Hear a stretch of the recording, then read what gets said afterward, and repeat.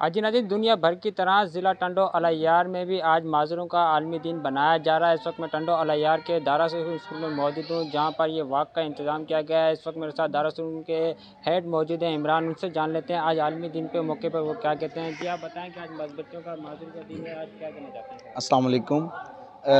माज़ूरों के हवाले से मैं यही चाहूँगा कि इनको वही जो है इज़्ज़त दी जाए जो आम लोगों को दी जाती है। और हमारे पास यहाँ पे माशाल्लाह से 280 रेज़िडेंट्स हैं, जो कि तकरीबन सारे ही डिफरेंट डिसेबिलिटीज़ के साथ हैं। इनको रहाइश, खाना पीना हर चीज़ हम यहाँ पे प्रोवाइड करते हैं। और आज जो है हमने एक छोटा सा प्रोग्राम किया था, जो हम इन बच्चों और बुज़ुर्गों के साथ जो है आज आलमी डे जो कि डिसेबिलिटी पे स्पेशल मनाया जाता है, वो इनके साथ हम सेलिब्रेट कर रहे हैं।